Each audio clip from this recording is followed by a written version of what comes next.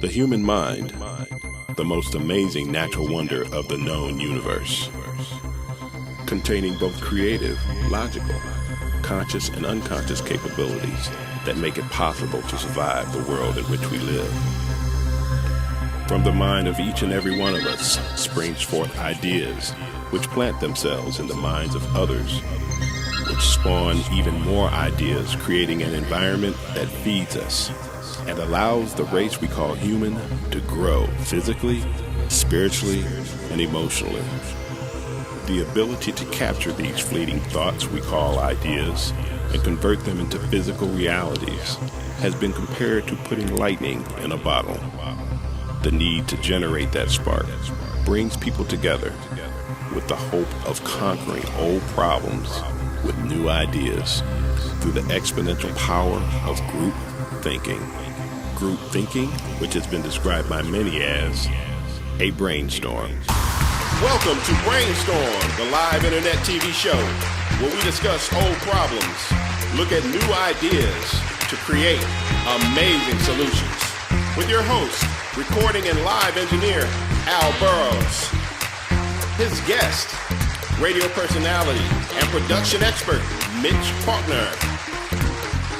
World-renowned speaker Jerry Walker. And recording artist and saxophonist for Stevie Wonder, Ryan Kilgore. Oh yeah. That was a nice intro, man. Man, we faking it. Welcome to the show. After about a week of production, I'm tired, but hey, we're gonna get it in. Again, welcome. It is Brainstorm. It's time for us, along with you, to figure some stuff out. And this week, we're gonna figure out the music business.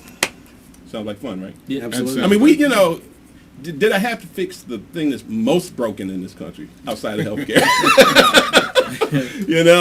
But before we get started, I want to introduce the guest for the show. The gentleman right here to my immediate left. What do you say? I don't know. All I want is a microphone. You know what I'm saying? Exactly. Microphone. His name is Jerry Walker. We've been knowing each other for some years now. He's an author, he's a speaker, and he makes money.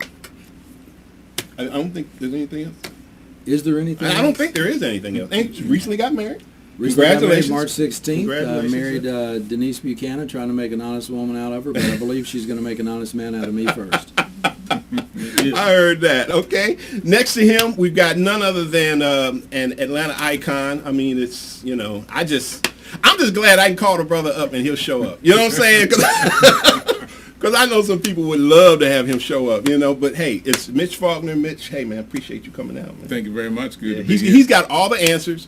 He's a walking history book, and we couldn't have done this show on the music business and how to fix it and all the other kind of stuff without him.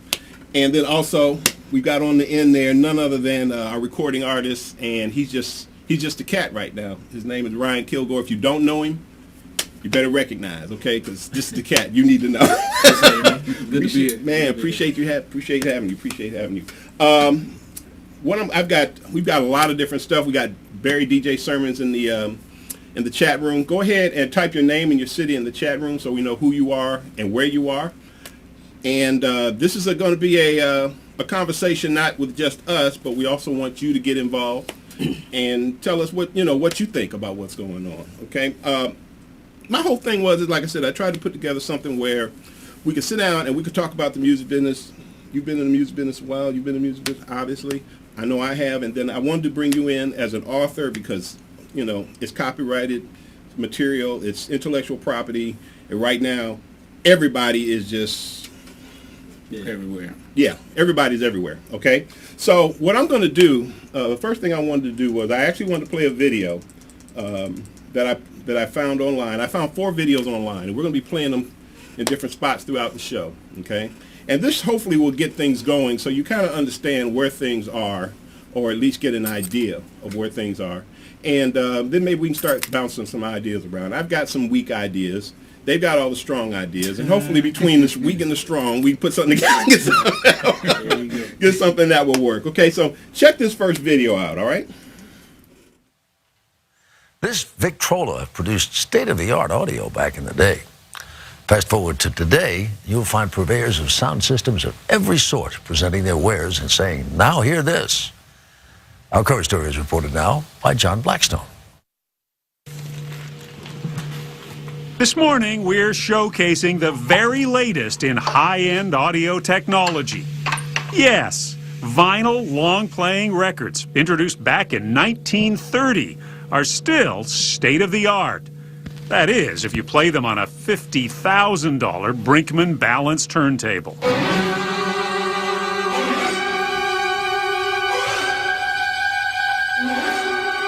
Why do I want to go back to the old turntable with a needle and tubes and big speakers? For that, you'll just have to sit down and listen. At Music Lovers Audio in Berkeley, California, Welcome to our reference room. Will Klein took us for a spin through the highest in high-fidelity components. This is 4 different CD players. No, this is one CD player. The experience reminds you of those old Maxell tape ads, sound that blows you away. Be prepared to have your budget blown away, too. What does a system like this cost? Over 100,000. Okay. I don't know how to follow that. Throw in a suitable amplifier and speakers, and you're easily in the hole for $250,000 or more. But take heart. You don't have to break the bank to tap into some cutting-edge sounds. From high-end listening rooms to the music player we carry around in our pocket, technology is now delivering more music to more places than ever.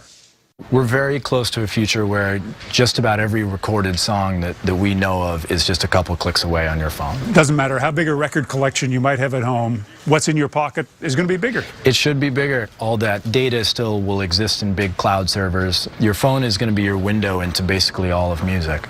I do a lot of searching around the deep corners of the internet for cool new bands. Caleb Garling, technology writer at the San Francisco Chronicle, sees the future of music in companies like Spotify and Pandora that send, or to use the proper lingo, stream music to phones, cars, and home computers.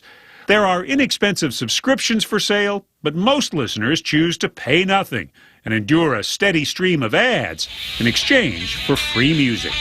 Now on Spotify for the first time ever. I grew up listening to music for free. It was called the radio. All right. How is it different today? In some ways, it's not at all. There are a lot of people who listen to music all day without paying a cent. Some streaming services let listeners pick specific songs. Others, like Pandora, figure out what kind of music a listener wants. Each song has a musicological fingerprint, if you will. Michael Adicott works on Pandora's Music Genome projects, training the company's computers to serve as a personal disc jockey. Click thumbs up or thumbs down on a song, and the system gets to know your tastes, even better, they claim, than those closest to you. This is really the cornerstone of our recommendation technology, and I think it is probably better than the recommendations your wife could make. Pandora, based in Oakland, California, is the granddaddy of the streaming business, founded all of 14 years ago by Tim Westergren. We stream more hours of music every month than YouTube streams hours of video. Around 80 million people come every month to Pandora. So we actually are now the biggest radio station in virtually every market in the U.S. Although recording industry revenues are less than half of what they were a decade ago, streaming services offer new hope. Digital music piracy is now in the decline. It seems most people find it easier to stream than to steal. Is this a golden age for people who love music? I think it is. The utopia really is that every artist reaches the audience they deserve. Streaming sites paid out more than $1 billion in royalties to record labels in 2012, the most recent numbers available. But the amount they pay each time a song is played is tiny, as little as 0.6 cents, and only a fraction of that ultimately goes to musicians. It's left many of those who make music complaining this golden age for listeners is leaving them in the dark ages. The margins on the songs themselves are trending towards zero, and that's a reality of the music industry right now. Tech writer Caleb Garling says that today's musicians would be wise to follow the business model of a San Francisco band that found fortune long before the internet age, the Grateful Dead.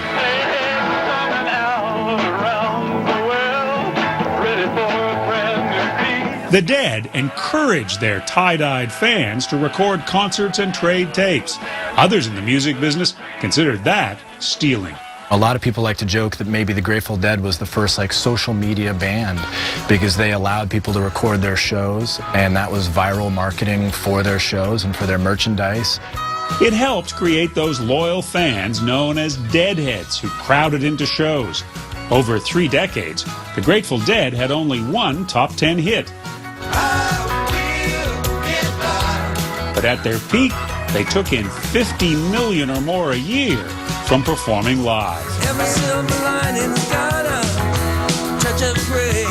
You've always been experimenting in a way. Curiosity killed the cat, but satisfaction brought it back. That's what we're up to here. We're finding stuff out. Grateful Dead guitarist Bob Weir may be showing more than a touch of gray these days, but he hasn't lost his enthusiasm for playing and promoting music. And he sees live performances streamed on the internet as the way young musicians can build a fan base. The phoenix will have to rise from the ashes because the music industry, as we have known it, is destroyed. You know, one of my big concerns is that artists have to be able to make a living. Something new will have to arrive, and we're here to help that be born. Weir recently founded the Tamalpais Research Institute, perhaps the world's most high-tech studio for streaming live audio and video on the internet. The kind of work that went into this, the kind of expense that went into this, you described it as what? An unlimited budget, but... Yeah, Bob had an unlimited budget. He exceeded that by half, and we continue to. Chris McCutcheon is CEO of TRI. He and Weir hope the same technology that has hurt record sales will help sell audiences on live performances.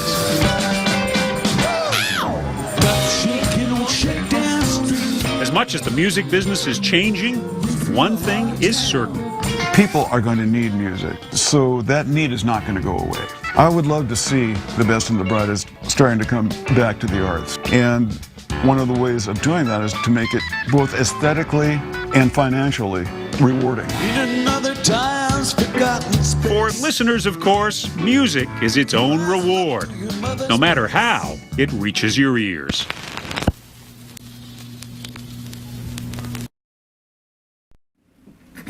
Wow. Yeah. You know, what do you say? You know, I mean, you've been in music almost all your life. Yeah, I mean, it touches me differently because I am a musician. Yeah. So I understand the balance of, I mean, talking to a lot of older musicians and, cats like, yeah, man, I did this gig and I was the new kid, and they say, do you play organ? Yeah, man, I play organ. Let me hear you. All right, you got the gig. Unfortunately, we're going to have to start you off with the newbie price. And wow. They go, okay, well, what's the newbie price? $7,000 a week. Oh, really? That's nothing like $7,000 a week. And these bands were going out for like 6 and 7, 9 months at a time. Whoa. And that was the new kid on the block pay. that wasn't even, the tenured situation. I mean, right. I've heard of musicians, playing with Janet, Michael, making $10,000, $15,000, $20,000 a week, to go tour for a period of time.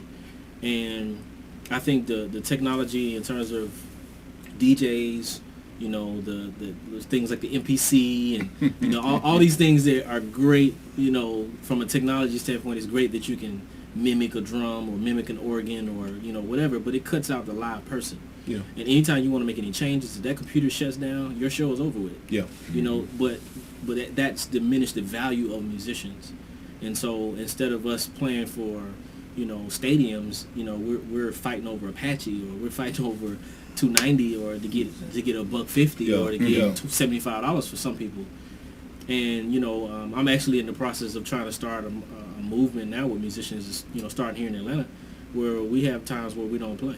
Mm-hmm. And that's everywhere. Wow. Just to show you the value of what we bring to the table, because if not, then the people that are willing to accept the $75, you'll see the talent level that's there for $75. For $75 versus the cat that tours around the world and he goes and I'm playing in front of thousands and millions of people and then I got to come back to $150. Right. So there's not a good balance. Right. I mean, there's no making a lump sum of money and you've been grinding on this level to get here and then you come back home and you got to go back to that. So it's kind of like very disheartening. From a musician standpoint. What have you been seeing? Basically the same thing, but because I mean you're doing radio and radio production. Yeah, I've been in radio since I was 16, and I've kind of seen the whole thing shift in different directions, and based on what he's talking about, I've seen it happen over and over again. Technology, there's disruptive technology that comes about all the time, and it's like in the music industry in the I would say the late 70s. Going into the 80s, you start seeing the disruptive technology taking over in music in terms of synthesizers, drum machines, and that kind of thing, where it eliminated the musicians. In the disco era, that music kind of took the industry a different direction, so that diminished the value of a musician when you can get a drum machine to emulate the drum patterns, and you got a synthesizer, so you got one keyboard player that can play 4 or 5 different sounds for a band. So now you eliminate, so the horn sections disappeared in the 70s. Bass player disappears. You got keyboard bass. Absolutely. Right. But the other part of it is like in radio, radio was that platform where listeners would tune in for music discovery, because that was where they learned heard about new music was from the radio. But when radio got to the point that it started to focus on making the money, it got to the point where it used to be the radio DJs was considered an artist, right?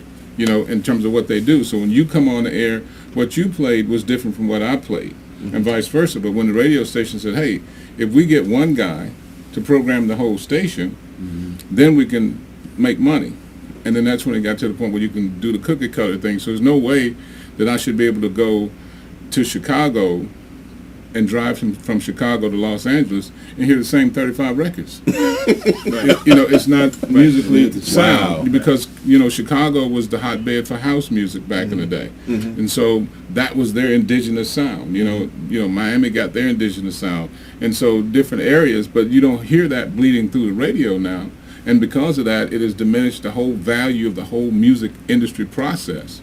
What's been going on for decades. Yes. When I was a disc jockey in college, 1978, we had a program director, and the program director was tasked by the GM to create the overall sound that we would have. And we, as the DJs, we were the on-air talent, and we were handcuffed. Exactly. You can't do a sweep that takes you from Led Zeppelin into Sly and the Family Stone and then Earth, Wind and Fire. And we're like, why not?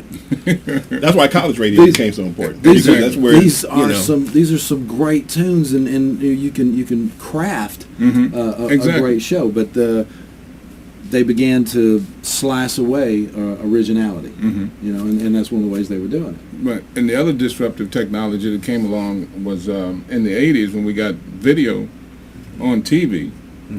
That disrupted the musicianship from the standpoint that if I've never heard of a group, like for instance Hall & Oates, when they were on MTV, you see two guys dancing around and singing. You don't know that they're musicians because they're not at their set. You don't know that there's a drummer somewhere in the room on the record and that kind of thing. So it got to the point that if my first introduction to an artist is on video, I don't even relate a band to that. Right. Because I'm not seeing a band.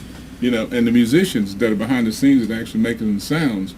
And but like what we just saw in that video with Jerry Garcia, they were tremendous. They were way ahead of their in terms of what they did in live performances. Yeah. And they weren't a big radio hit band. They were to the point where they amassed their following, and that was it. They go around the country touring. Yeah. One of the things that's interesting, I mean, we got Barry, wow.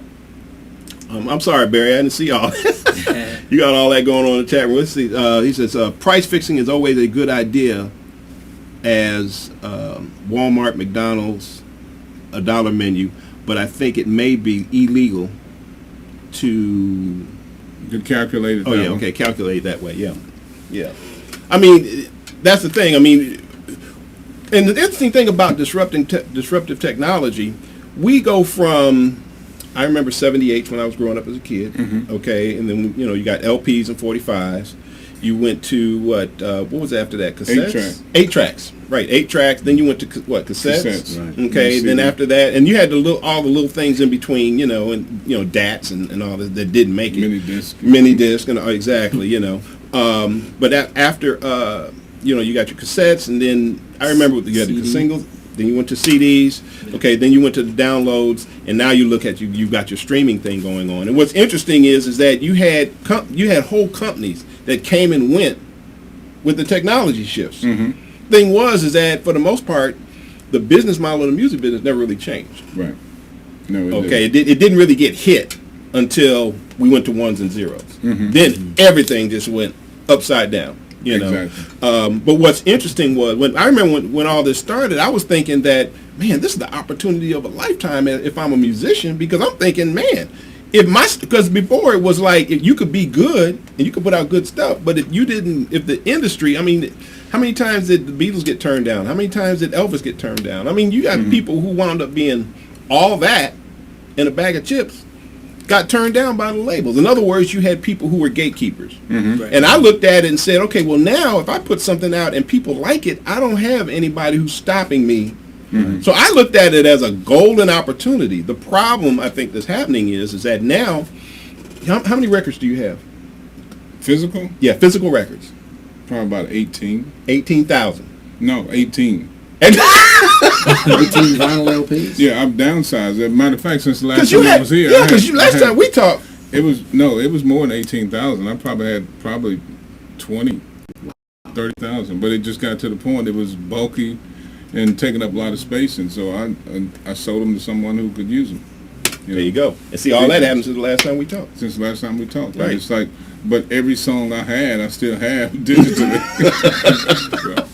But I kept 18 that I felt was, these are the ones. You know, artistic art covers and, you know, some of the Ohio Players stuff, Parliament stuff, some Stevie Wonder stuff, some Miles Davis, Bitches Brew, you know, Santana, you know, that kind of, I still got that stuff. But, you know, it's, it just, you know, disruptive technology just disrupted my house because I ain't have enough space for all that stuff. Right. Exactly.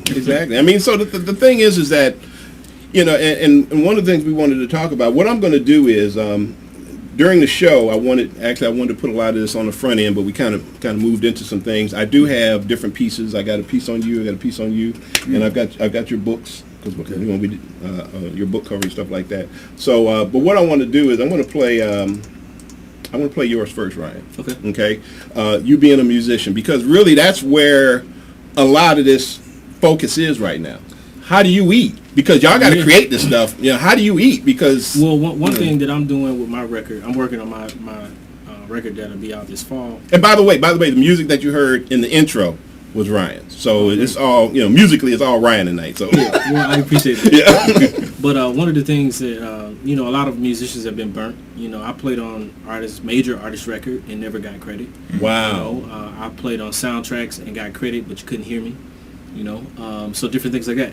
So, and I played on other people's records, and it's like, wow, you know, I'm excited that I'm on the record, but I'm not really excited because when they're getting checks, I'm not getting checks. So what I decided to do was, I'm the artist, and yes, I wrote a lot of the stuff, if not, you know, in terms of my piece of it, but I don't play drums, I don't play guitar, I don't play piano, so I'm giving them a piece of the song that they play on. It's only fair.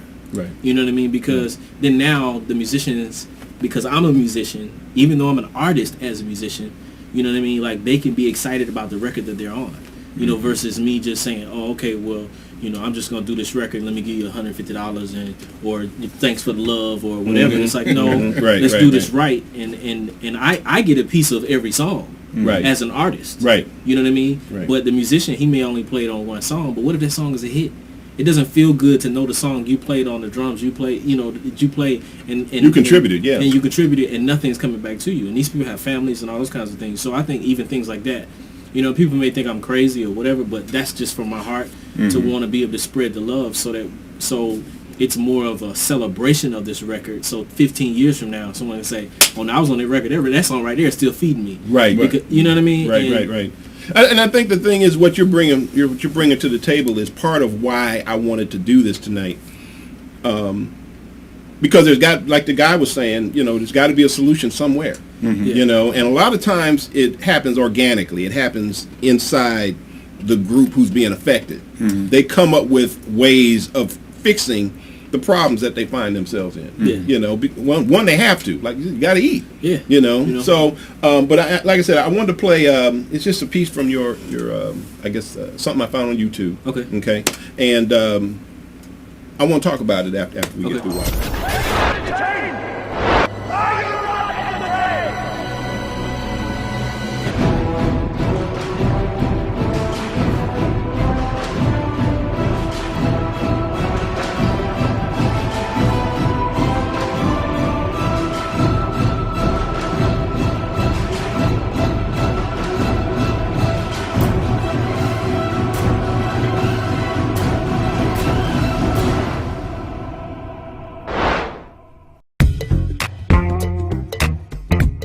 Coming from such a musically inclined family, music was such a big part of my life. I started playing around age 10, and that made me the 4th generation sax player in my family. And through their influence, I was introduced to great sax players like the late Grover Washington Jr., Najee, Kim Waters, Kirk Whalum. So to have this as a career has been nothing short of a blessing.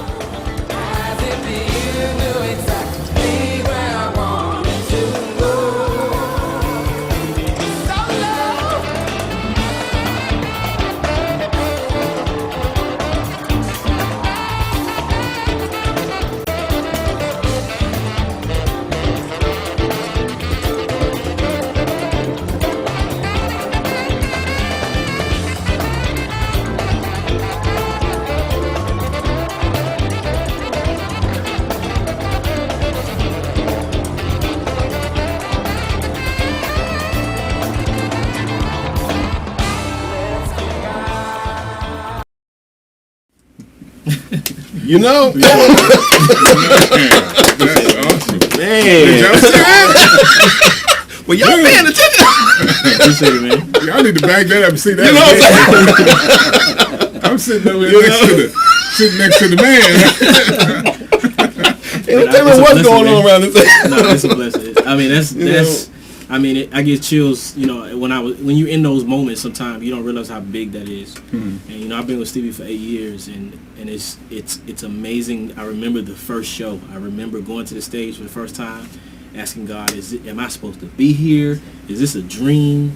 Is this supposed to be what I'm doing? Wow. Even though I put it out there that that's what I wanted to do, but to see the business on that level, and then come home and see it on a different level,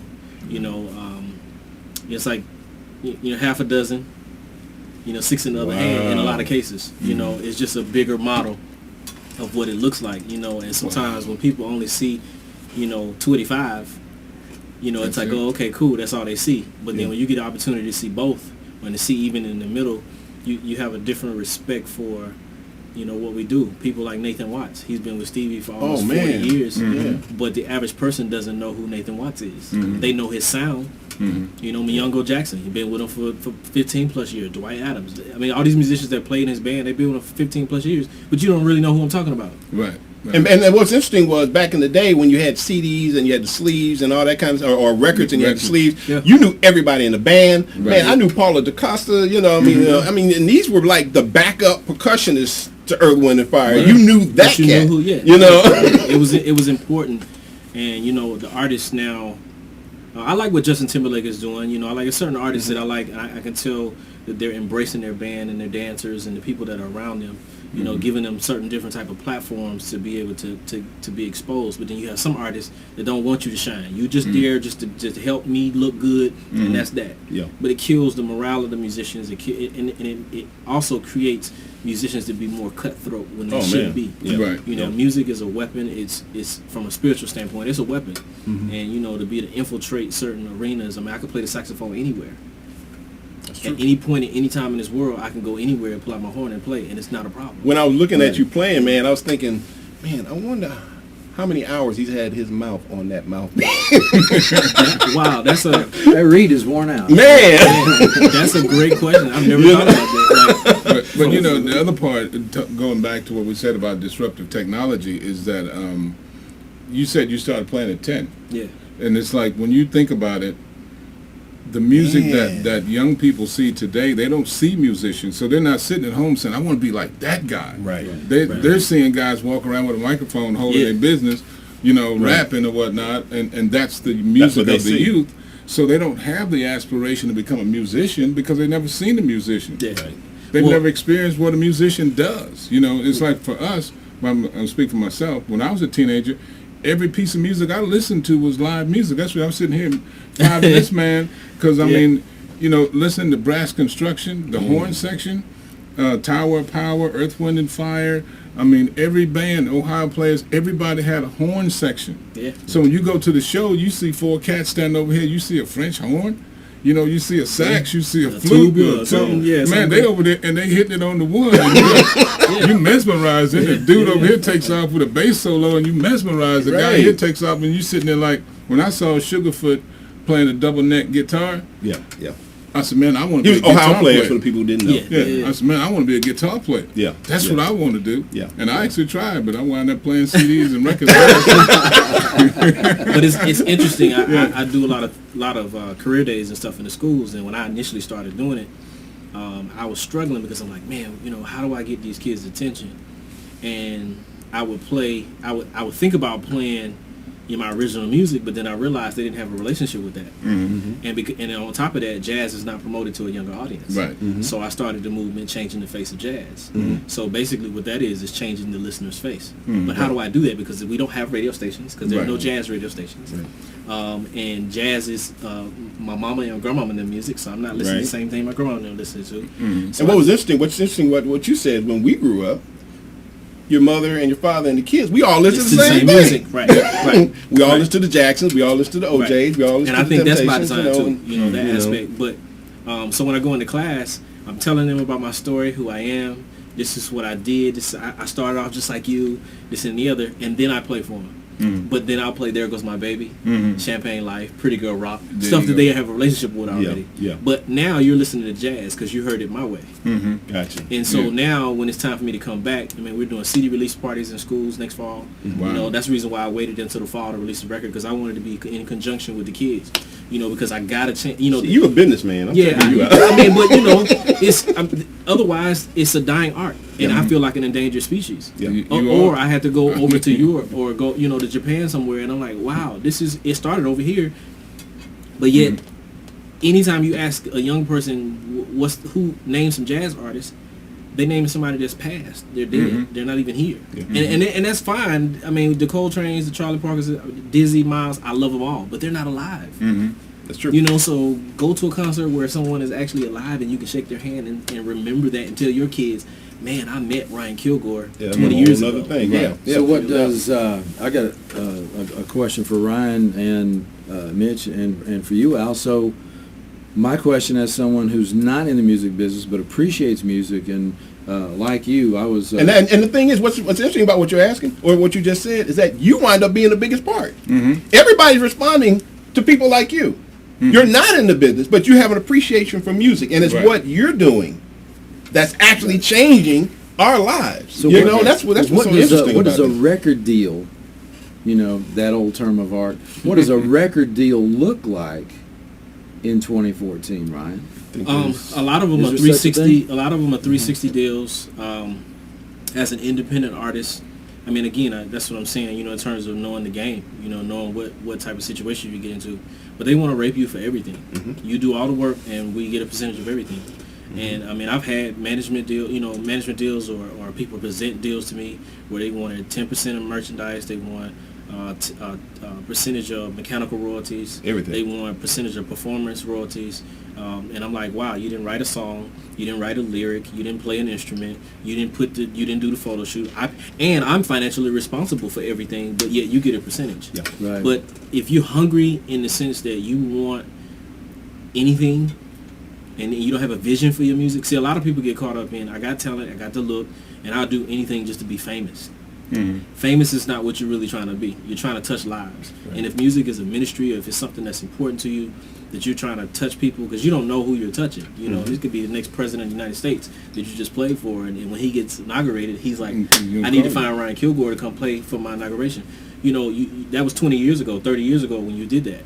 But now it's better to be an independent artist because of that's the good side about the digital aspect of what I was talking about earlier. When I was looking, I was like, man, this is going to be great. You know, I mean, I got control my own destiny now. Right. You know? So I've embraced more so the grassroots of like the 70s and 80s of how they putting the music out with this next record. Even though I'm going to utilize and take advantage of the technology, but I don't necessarily need you to give me a record deal. Right. I need you to help me market and promote it. You know, so if you have the funding for that, or if I have an investor or that type of thing, then that's really all I need is viral support to be able to really push it, because I can still be in Atlanta and have millions of fans in Japan. Now, what I want also what I want to do, actually, first what I want to do is, you know, Jerry, you got a couple books out, right? Okay, these are the two books. Go ahead and give us a brief description of the two books that you've got out here. Okay. The book that you see on the screen on the left is Embrace, Meditations from Word of Truth. I wrote a column that was distributed by njesus.com for 6 years called A Word of Truth.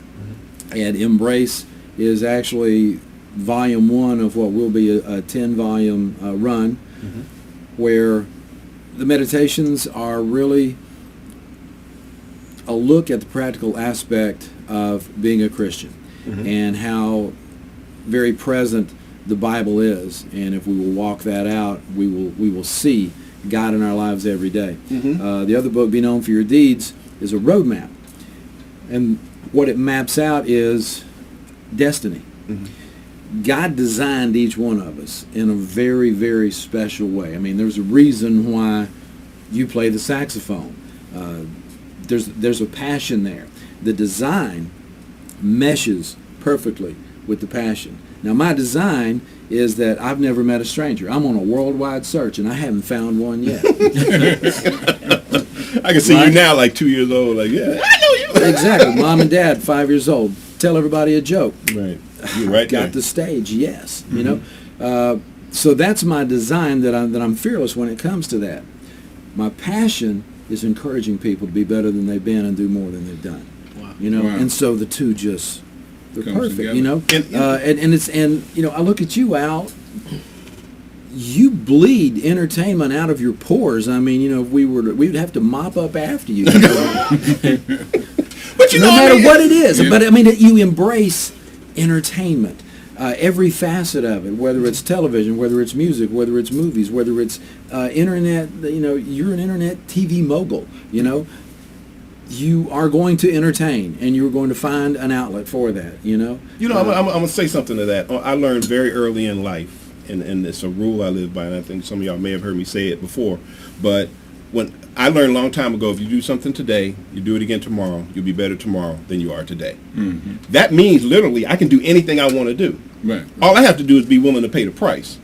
That's right. And once you understand that, man, I mean, it's like, man, you just, it's an eagle thing. You just gone, you know. It's like the show that you blessed me to have on air, had a talk show on I Like It Live, called The No Limit Life.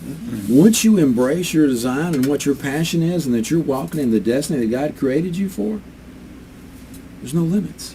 What I want to do, limits are off. What I want to do with your books, okay? Because there's another video. It's the second video here, and the reason I wanted to have you on, because most people don't realize Google is in the process of actually digitizing every book in the world.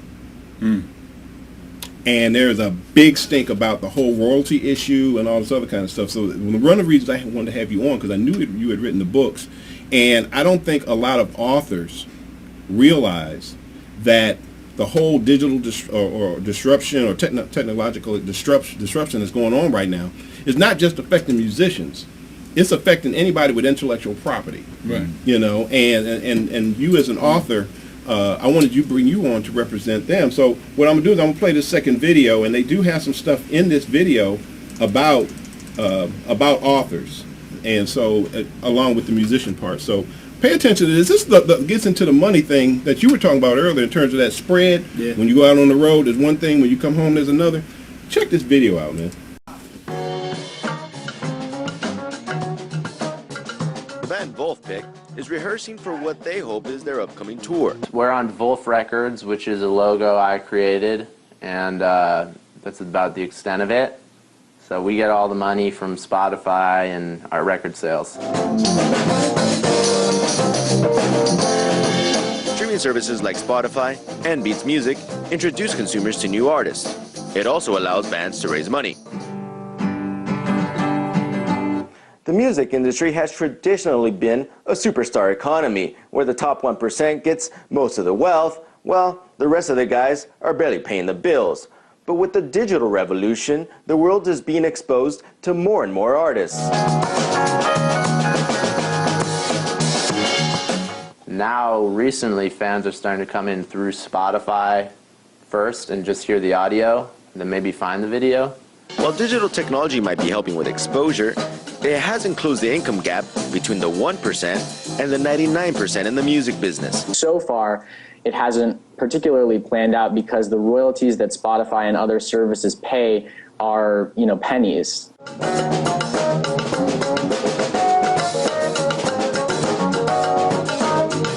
According to a report by Media Consulting, the top 1% in the media industry is raking in 77% of all recorded music income.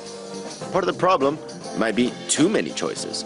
The inequality in the digital sphere doesn't necessarily come from some mega corporation like Clear Channel forcing people to only listen to, let's say, Katy Perry. A lot of people are intimidated by, a search bar just standing between them and 25 million songs. Streaming services are using new data tools to be more user-friendly and engage a wider audience. They're providing a Twitter-like service, for a very low cost. So I wonder if in a few years that'll be clearer that they're doing a good thing.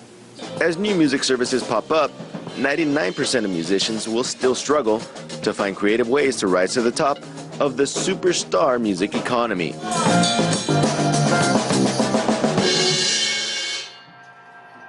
Cool. In Los Angeles, Ramon Galindo, RT. Wow. Right. 1% makes 77% of the money. Yeah.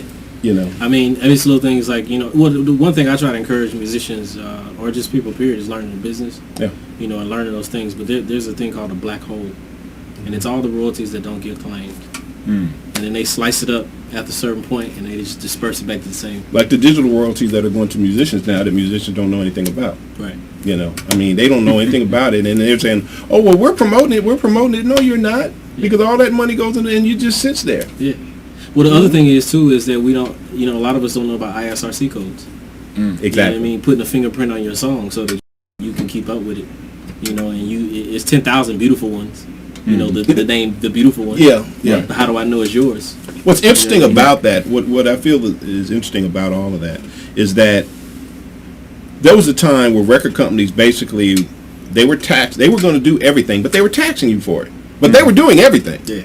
They were handling your graphics. They were handling your marketing, your promotion, your branding, your choreography in the case of Motown and dress and all that. They handled everything. Now, yeah, they got the lion's share of the money, but they were handling everything.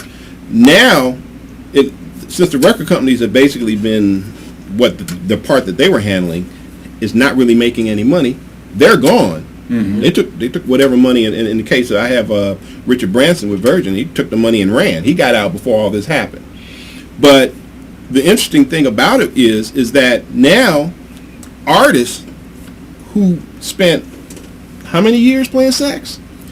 Well over 20. Well over 20 years playing sax. Now you got to turn around and learn something about marketing, promoting, this, that, and the thing is, you got to learn on a level where you have to actually get out and do it now. Right. And I heard that there are actually some of those major labels are now saying, well, what we'll do is we'll offer these services to you.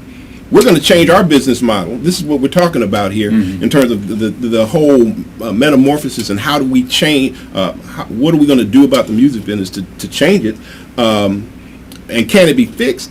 That's one of the things that's happening. We're seeing record companies saying, okay, we got our regular record company, but now we got an a la carte record company over here. Right. You want to hire, our promotions company. You can hire them. You want to hire, you can do it. That's publishing. They're doing the same thing. I self-publish as recently as 5-10 years ago. Probably very difficult to do, to get into, and I self-published my first 2 books. Most likely I will self-publish the novel that I'm writing now. But what it does, to your point about a la carte, I write it, I edit it, I do the artwork for the jackets. Everything is done by me. I can farm out as much as I want or as little as I want. I can retain as much control as I like, make as many royalties as I want, but I've got to do my own marketing. My books are on Amazon automatically. My books are, and because of the distribution channels I selected and paid for, it's on BarnesandNoble.com. But until I reach a certain sales threshold, those books will not appear in print in a brick and mortar store. They will be print on demand. And that's where I was thinking that music might go, is where you can get as many guys as you want in the studio at a time, do as much as you want, and then a la carte with a music publisher, then you get your stuff out, CD on demand, and as many want to buy it can buy it. So we're kind of leading into the idea stage of this, and this is really where I wanted to go, because that's one particular idea. There's another idea video here that I have that I wanted to play also, but it's kind of sketchy in terms of whether it's going to work or not. I had an idea of actually 2 ideas. One, combining books with recording artists. So in other words, when you buy the book, you get both. So in other words, if you're buying like a romance novel, where there's certain artists that may have music that might match that particular book, and so now you sell it as a package deal, because you got authors who are having problems, you got musicians who are having problems. So now what you do is crazy. I'm actually working on a project like that. See, and then there was another idea that I had about, and I don't know if that'll work or not, but there's another idea I had about taking, because everybody we hear sports and entertainment. Well, why not, since we've got so many artists who are now out there on television competing, okay, why don't we take the sports business model and apply it to the music business? So now the Chicago Bulls signed a Michael Jordan. Okay, they pay him a certain amount of money. He goes all over the country performing. Okay, yeah, essentially, yeah, essentially that's what he's doing. Okay, so you got another company that's over here that may hire. Now, mind you, now you got one Michael Jordan. He's making money. Why? Because he's attracting the people. Okay, you got Scotty, you got BJ and all them, but Mike getting that money because Mike's filling the seats the same way LeBron James is today. Okay, so if you've got a team of artists, and you may have some sort of competitive thing going on with, say 2 different camps or whatever, but the whole thing is that competition is already out there through The Voice, through what's the other one? American Idol, and all this other kind of stuff. And then we're not even talking about on a local level where you see it all the time. Through showcases. Who's this, who's that. So I thought about it. I said, man, there might be something there that can be messed with and tweaked, where you start to bring that element together. The reason, but I think in the end, going back to the point of Jerry and people like Jerry being the crux, even when it comes to book sales, you're having to deal with the people who are buying books. In other words, the consumer is driving this right now. And in the end, we've got to come up with something creative that the consumer is going to go with.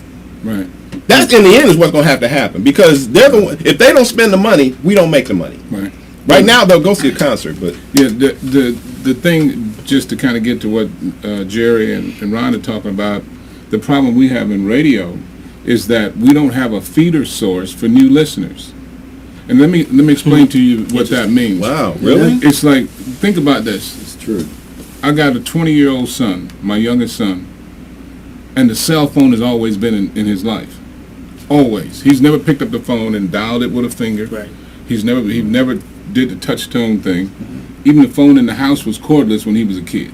So he doesn't have any recollection to what a telephone was, I mean, and that long cord that went across the kitchen. Exactly. Exactly. So think about this. We got people that's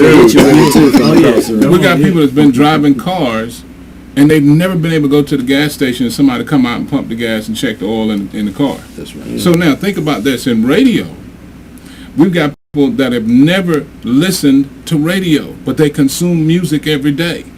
So if you got a station, let's just use for the sake of a conversation here in Atlanta, if you got KISS 104, which is an adult station, we're playing music for people 25 to 54, 25 to 54. Mm-hmm. Well, that audience still understands, I like that song, I'm going to go buy it and put it on my shelf. So when we get ready to get into this particular mode, I can pull that CD out and play it. Well, we got people that have never experienced that, let alone a piece of vinyl. So now they don't have a connection to what we're talking about. And so now, in what you're doing with the books, you've got people from this day forward will never have a bookshelf in their house. Think about that. So if they want a book, they're going to put it on their iPad or their Kindle or their or whatever it is. Because I buy audiobooks. I mean, that's a good point. I buy audiobooks. So now you got to find a way to break through that in order for the introduction process to happen, because you don't have a feeder. It's like, for instance, back in the 70s when I first entered the radio scene, we had a thing where we'd say we'd program from the cradle to the grave. Mm-hmm. At some point during the week on that radio station, you have a show for the kids, playing the stuff the kids like. You have a show for mama now. You have a show on Sunday playing the gospel. Sunday evening you're playing the jazz. Saturday morning you're playing the blues. Well, that doesn't happen anymore. So now it's a total disconnect. So now if radio is focusing on a station like V103 is focusing on 18 to 36, but the lower end of that demo, 18 to 25, don't connect with radio. Because they've got Pandora, they've got Spotify, they got YouTube. Exactly. I mean, you can sit there and go to YouTube all day on YouTube.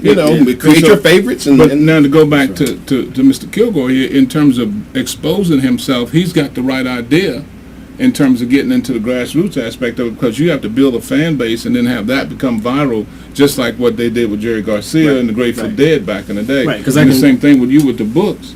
Your appearances and that kind of thing, you're promoting your books. And hopefully with some smart AdWords, whatever you do on the internet, words that would make your book pop up when somebody's searching for something. Wow. Right. And that's the dynamic of it. But radio probably has, from a profitable standpoint, maybe 3 to 5 years. Terrestrial radio? I agree. Yes. I agree. Wow, really? From a profit standpoint, absolutely. Yeah, because I mean, when you think, I didn't know it was that close. I was pushing, from that streaming and everybody streaming and those type of things, and then I look at, like if we're riding in the car, my brother has on headphones while the radio's exactly. on. You know what I mean? So there is a disconnect from the radio. And I had to say, hey man, what are you listening to? Right. You know what I mean? So there's a total disconnect, and so it's like, well, why they already choosing their own music there, whether it's old school, whether it's hip hop, rap, whatever. And on top of that, even from a different angle, the music is hypnotic. So they get hypnotized to listen to certain artists and certain things, those kinds of things. So people don't understand the spiritual aspect of frequencies and what's going on, and how the devil is a musician. You know what I mean? So this is his playground anyway. Right. So when he's able, but the devil can't create anything. No, he's a copycat. Yeah, no, absolutely. We were created to be creators, and so when you tap out or when you cut out the creator, you know what I mean? And that's going back to the whole digital and using the electronics and the synthesizers and things we were talking about. Let me ask you a question. I mean, and this, again, trying to find, because the interesting thing about trying to find a solution or some solutions to what's going on is that, first of all, we got to just catch up. That's why I keep playing the videos, because, I mean, we just got to catch up with what's going on, before we can even address trying to get ahead. Right. Now one of the things I wanted to ask you as a musician, I knew when I was growing up, I would go sit in the window. There was a band that played in the basement next door, and I would go sit in the window. And they weren't practicing for a gig. They were just jamming. I grew up, you just played. Yeah. I have a guy now, we just play. Yeah. And you know, I hear music on Facebook. You know, guys are complaining. You know, I mean, I went to see some musicians play, and I stopped doing local stuff back in 2002. Mm-hmm. Okay, when I got with SOS, and I just stopped the whole local thing altogether because all the bands were playing all the same stuff. Now I went to see some musicians. I'm talking about the upper echelon cats play, right? And they were playing the stuff that I was playing 12 years ago. Mm-hmm. And so I was wondering, is there a disconnect because we don't have that? Because, you know, when you're jamming, there's a creative thing that's going on there. There's a vibe. There's a whole nother thing that's going on. And a lot of times that's how the music was created. Right. You would get together and just play, and something would come out of that. Mm-hmm. What's the attitude towards that right now? I think it's a combination of a couple of things. I think people have lost the art of being a fan. Mm-hmm. People would go to concerts and go and see people and go jam, and it didn't matter what the song was called. Here's a song, we just, hey, bass player, give me a lick, and he'd start something, and it's like, okay, all right, drummer, you know. So musicians are not being creative with jam sessions. It's more of, let's get through the gig. Well, not even get through the gig. It's more of, you know, let me figure out a way to be in the spotlight so I get some attention. You know, so it you know, things have to be about intent. And when your intent is about yourself, then those jam sessions now are they're not important. Then I got you. And they're not really reaching people. And that's the thing about being a musician and understanding your responsibility as an artist, or if you've been given any type of talent, when you use it, your intent matters. Yes. I don't think in Judgment Day, he's not going to be asking you about jaywalking. He's not going to be asking you about whether you lied to your mom. He's going to be asking you, what did you do with what I gave you? Mm-hmm. And did you use it for good intent? Did you use it to change lives? So it doesn't even matter. So when I go to a jam session, it's frustrating because people, as soon as they see me, they're like, yo, let's call Ryan Kilgore. And these guys are playing every note known to man. Every note. And I'm like, man, like, you can't have a conversation with a chick like that. Hey, how you doing? You know, it's like, man, it's hello, it's how are you? What is your name? Where are you from? Oh my goodness, dude! Did you have to go there? In a way, when you mentioned that, the way that I relate to what you just said was a buddy of mine who could mimic any guitarist. He had the gift. He could hear it. He could play it. And his favorite guitarists were speed metal guys. Mm-hmm. So he's trying to ramp up 120, 150 notes a minute. I mean, just fingers are flying. And I asked him, I said, but why don't you play Santana? And he says he's too slow. And I said, but Santana is talking to you. That's right. It's a conversation. B.B. King is talking to you. Phrasing is almost a lost art amongst a lot of people who play. You know, I mean, it's all about a lot of notes and what you can physically. It's almost like gymnastics versus an art. You know what I'm saying? Right. I want to play. I pulled something off a website you were on. You know, tell what that is. That's okay. Because the thing is that when you say, okay, terrestrial radio, 3 to 5 years. Okay, so what I'm going to do is I'm going to play something of Mitch's so that you understand what it is that Mitch does. Okay, they'll be able to see us, but they won't be able to hear us. Okay. But I want you to. I basically want people to take a listen to again what he does, because it's now based on what you're saying and listen to what y'all saying. I'm like, man, dude, you're the only entertainment on radio right now. Listen to what he does. Check this out. Mitch Faulkner, Urban AC. WRKS, New York. Playing the best variety of old school and today's R&B. This is 98.7 KISS FM. WRKS, New York. 50 minutes of music every hour. On 98.7 KISS FM. The best variety of old school and today's R&B. Another hour of your favorite music begins now. Classic Soul and today's R&B. Classic Soul and today's R&B on WMPZ, Ringo, Chattanooga. 93.7 and 93.3 FM. Groove 93, a Brewer broadcasting station. Music designed for grown folks in mind. We are the #1 adult choice for Pensacola. Magic 106.1. Coming soon, someone will have a chance to win $9,610. That's $9,610 from the big station. And AT&T 96.1 Jams. Just to think was you, man. That's awesome. Man, your library of sound effects has got to be like, that's crazy. but how do you? But that to me, that was almost like, man, okay, now that's interesting. Yeah. You know what I'm saying? But, to kind of speak to that, it's interesting. I went to New Orleans this past weekend. We drove down, and I drove through Montgomery, Alabama, which one of my stations is on down there. And I picked it up probably 25 or 30 miles before I got to Montgomery. Rode all the way through Montgomery and rode out of the signal going toward Mobile, and I never heard any other voice other than me talking about the radio station. Now, what that means is that if we were playing Ryan Kilgore's song, they would never know it. Because the song comes on, it plays, and here I am, 104.3, the best music. And they go to another song, and somebody said, man, what was that song he was just playing, DJ's man? not doing backtracks. But the radio station, because of the fact that the industry is dying, and I let everybody know that. And I understand that because I'm having to reinvent myself, because at some point I'm not going to be able to eat. Yeah. But the thing is that because of the fact that radio is dying, they've downsized to the point where a lot of stations have less than 3 people in the building that can open a microphone. Wow. So they deal with the syndication and that kind of thing. So because of the fact that they don't want to pay, well, they can't afford to pay talent. It used to be in a major market like this that a DJ can make anywhere from $150,000 to $200,000 a year. So now it's down to $12 an hour in some cases. Because of the fact that you don't have a value. It's nothing for you to do. You don't need to tell the people what these songs are. Why? Because we played these same damn songs over and over, so everybody know what the songs are. I got SoundScan on my phone, so right. I really want to know. You hit Shazam or something, you find out what's crazy. So the technology, the disruptive technology. But wait a minute, we can't slide by them numbers you just whipped out. $200,000 down to $12 an hour. Yes, sir. Just like what he was talking about here with the musicians. Same thing. Unless you have national syndication. Unless you're on a national show.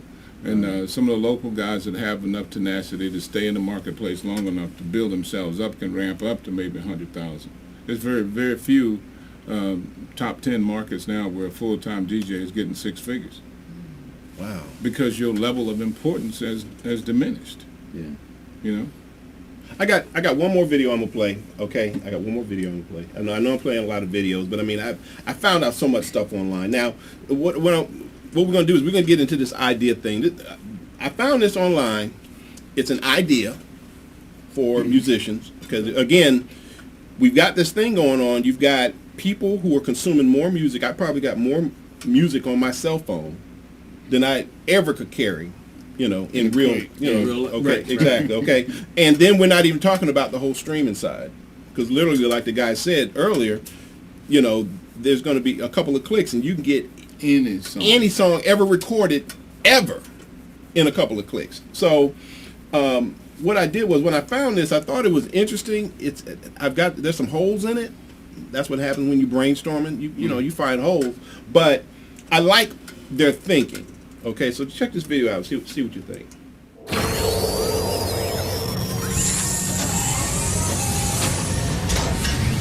The music industry is sick. More music is consumed now than at any other point in history. The CDs bring in less than half the revenue they did a decade ago. Major label representatives are fighting a losing battle against music sharing, considering piracy to be the biggest threat to the future of creative industries.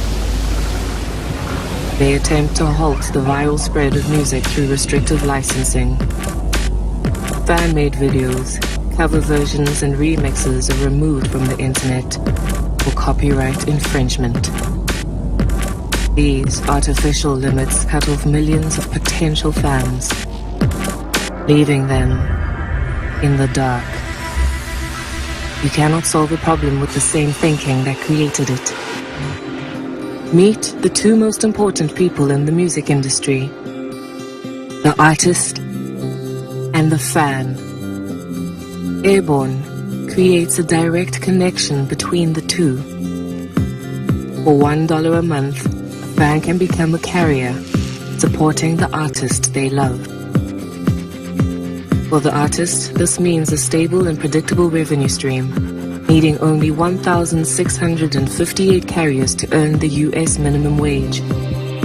In return, their carrier is instantly sent any music they release, accessible whenever and however they want it. New music from the artist is stored in the cloud for them to stream, download, or share. Sharing introduces new fans to the artist and their music, each one a potential new carrier. Airborne music is accessible across all borders, on any device, anywhere in the world. And the artist has access to intelligence on how it all happens, who shares their music and how. Knowing where and who their carriers are, the artist can continue building on their direct connection between them. Airborne empowers artists to earn a living by doing what they love and provides their carriers with a new, continuous flow of music into their lives. Music that can be enjoyed freely and shared with the world. Piracy is not the enemy. Obscurity is. Embrace file sharing as promotion instead of treating it as theft. Shrug off geographical boundaries imposed by licensing issues. Spread your music as far as it can go. The internet has no borders. This is the evolution of music. Music is the virus, and the virus is airborne.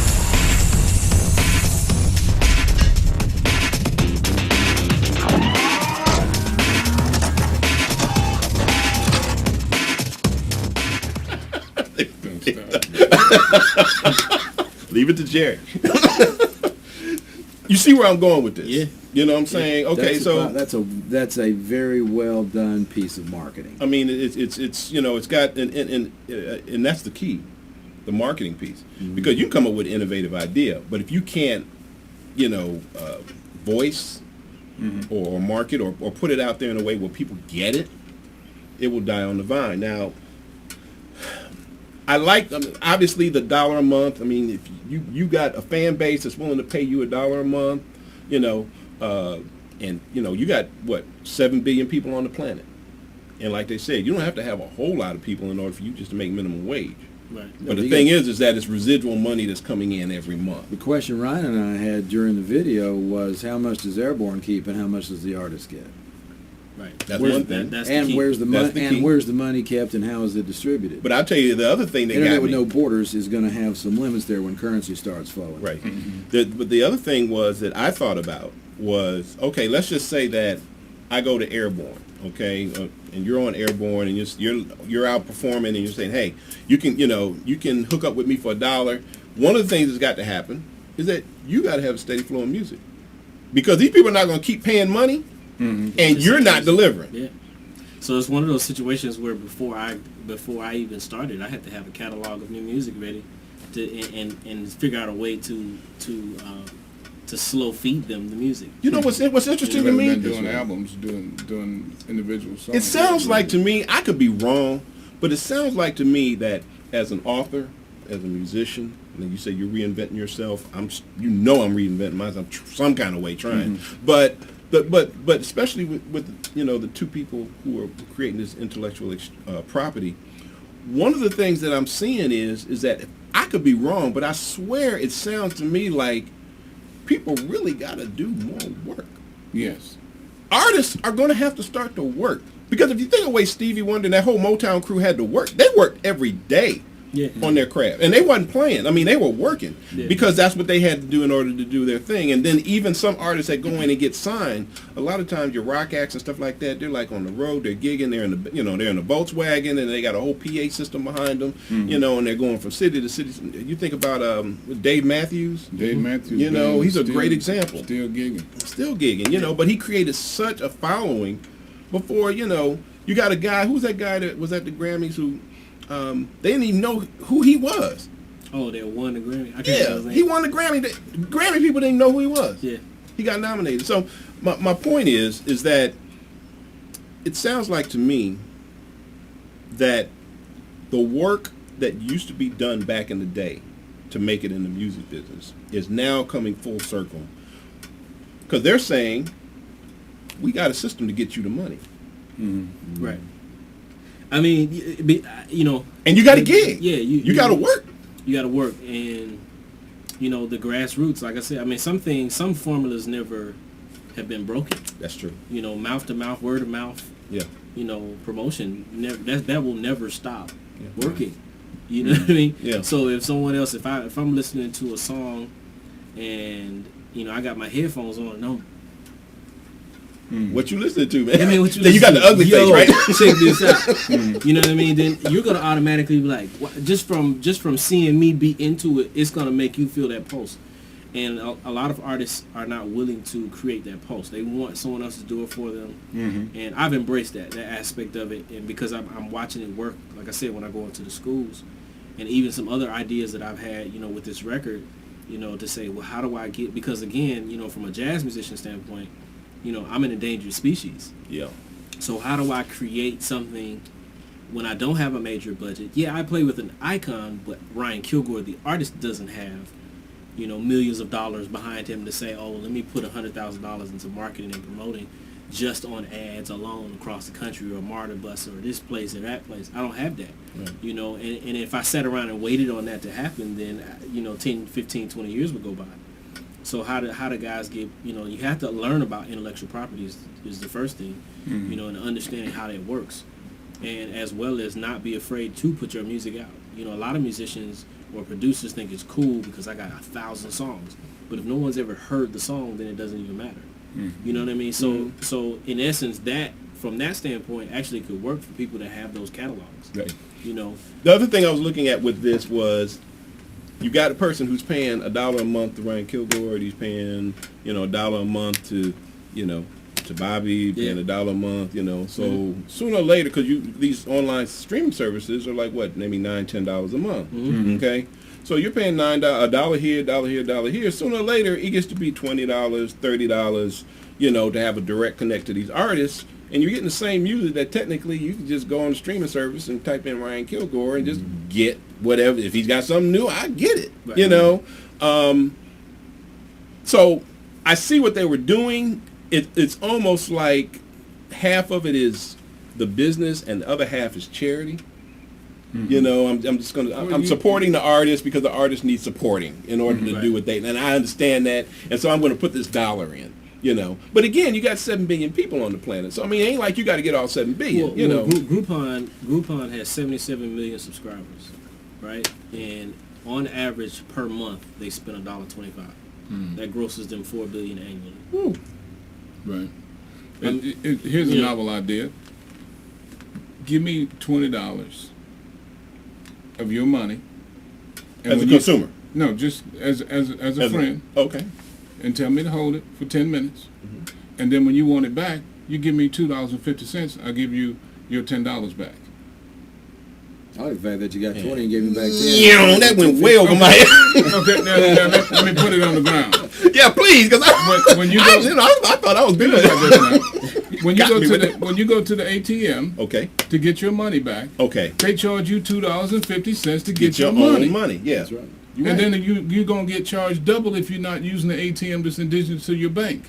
So you're going to pay almost $5 to get $20 of your money back. Yeah. But because of the fact that it is a common occurrence, we don't recognize the fact.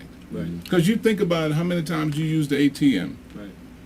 I mean, now how do you apply that to the music business? Okay. What you're saying with that in terms of that it may become financially overwhelming for the consumer if they're spending $1 on Ryan's music and $1 on this song and that song, they realize, man, I'm spending $20 a month.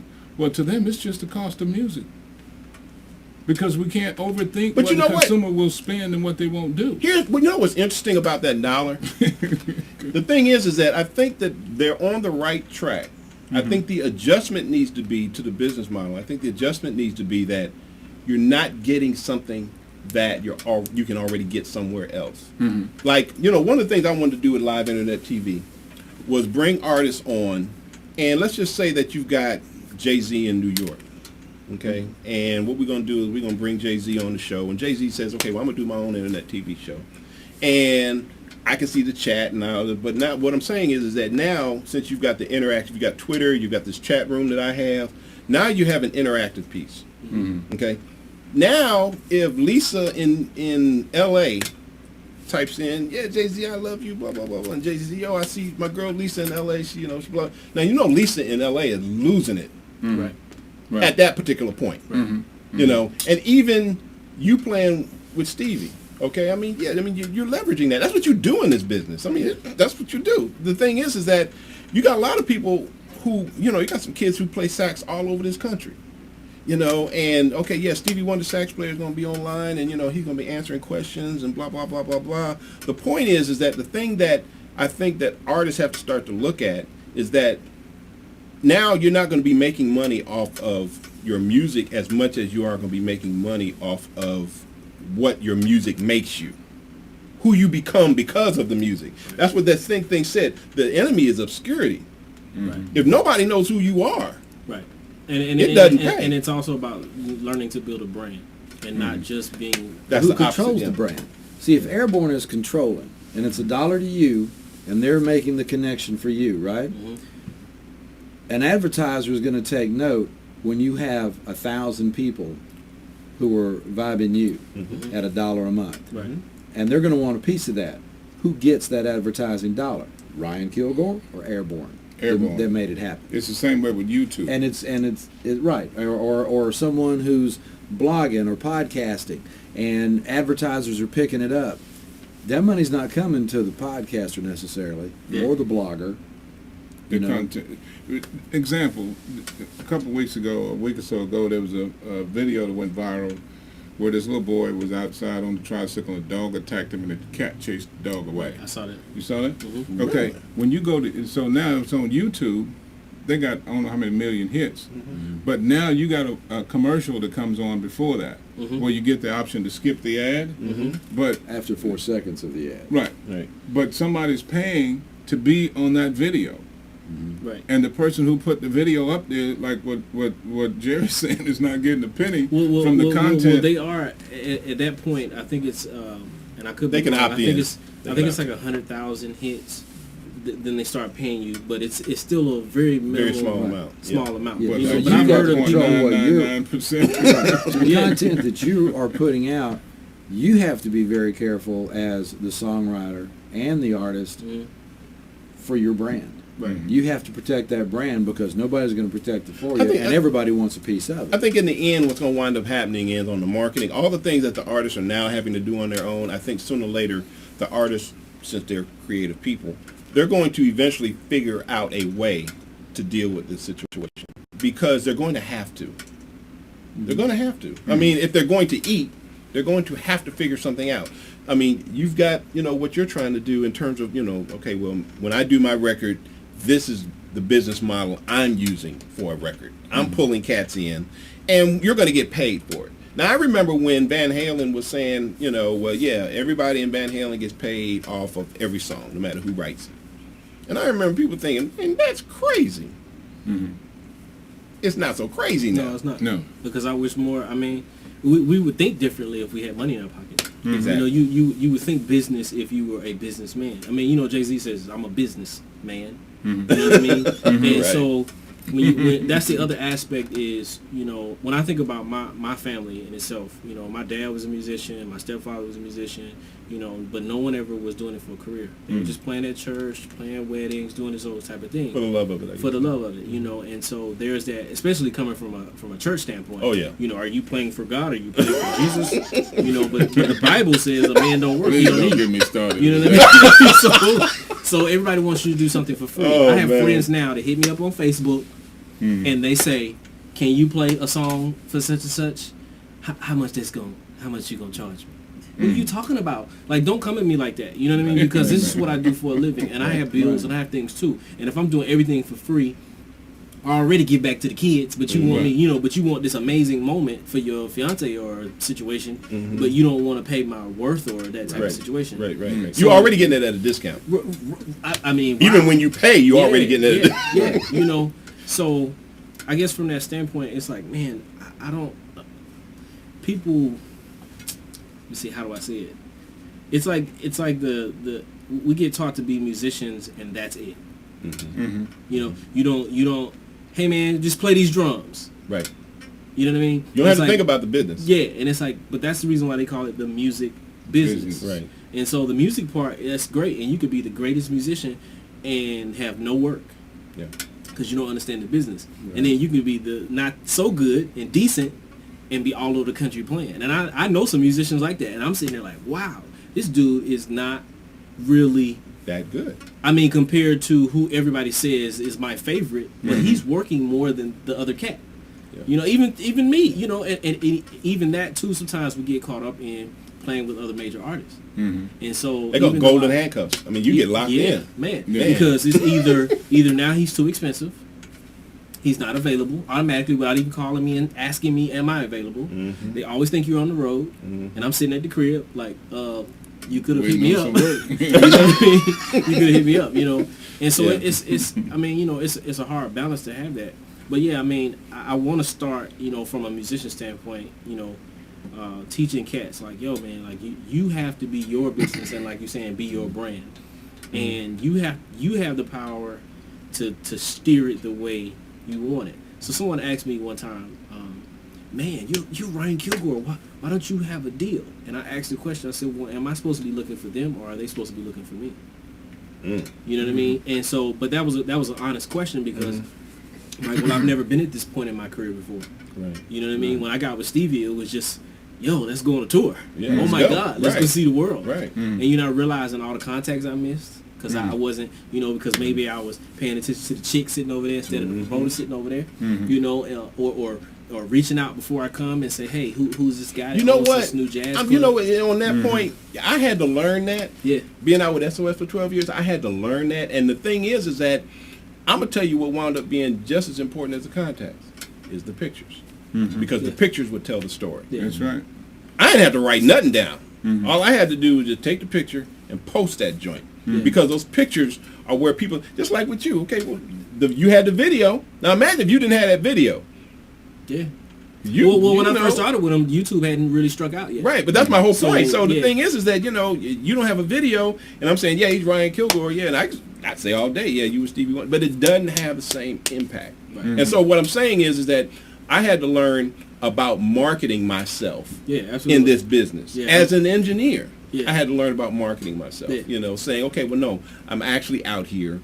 We're doing the work, you know. I'm taking pictures. See, now I feel like as an artist, because I've learned and read books, and that's the other thing is reading and all those things. And so now, if I'm studying a publicist, you know, I'm gonna hang with a publicist. I'm gonna talk to that publicist, especially somebody on, you know, that's a publicist like for Stevie. I'm soaking up information. Like, well, what do you think? Join it. But getting that information for free, you ain't coming off no coin for that. Well, see, here's the thing. Here's the thing is now I know how to delegate the job, and that's the reason why I'm trying to get information, not so that I can cut that person out, because someone does that job, and as an artist, I don't need to be the publicist, but I do need to know what a publicist does and what their responsibility is, so I'm not just hiring and firing and wasting time. It's like, no, I understand what your ability is. I need you to make sure that all the newspapers know when I get in town. I need you to know, there need to be photographers, like you're saying, pictures, so it can be documented. You know, I need to be on the front page the next morning. Oh my God, Ryan Kilgore was here. So it can be like, oh, yo, he was here. You know, so the person that missed it say, oh man, he was here. You know, and it changes. I don't need to just go to the venue. I need to go see some people randomly pop up at a library, randomly pop up at a grocery store. You know, that extra work. That grassroots again, you know. Facebook, man, I'm telling you, people like your stuff all the time. Right. When Facebook first came out and I put something out, if 200 people liked it, 150 people showed up. Wow. Like, you know, you send out an invite and you say, you look at the people that say they're coming. They used to come. Now people just say I'm going just to say I'm going. It's like a like. Yeah. You say I'm going is like saying I like. Oh, not man, I'm going. Now I'm going, but yeah. You know, and the thing is that be careful. If I'm going means I'm going is one thing, but I'm going and I'm gonna have to spend money too. That's a whole nother beast. You know, when you start asking people to spend money and go, you know, and show up somewhere. You know, look, this has been like I mean, we're all in the industry. We all got stuff going on, and we're all dealing with our own issues in terms of the whole reinvention thing. One of the things that I'm very it seems to be very interesting to me is right now everybody is learning right now. Yeah, absolutely. You know, we've got all these years experience in what we do, and we're learning because this thing is, and then going back to what we're talking about, this whole thing of like that first video, this thing is changing so fast. That's what makes the learning so crazy, because you're just trying to catch up, and by the time you catch up, it's going, you're already behind. You're still behind. So the music business, let's just give it 5 years. 5 years from now, what do you see? Just because really, that's how you got to play the game. You got to see where you think it's going to be 5 years from now, and then you got to start planting seeds today, so that you can meet wherever it's going to be. Just, I mean, so we're not fortune tellers here, but everybody's got to guess. If we don't guess, we lose. I mean, you got to. I mean, I know that's a crazy question, but I have to ask it. You know, I mean, you know, honestly, I mean, I could guess, but I really don't know, because like you're saying, the changes that get made, you know, that are made so often.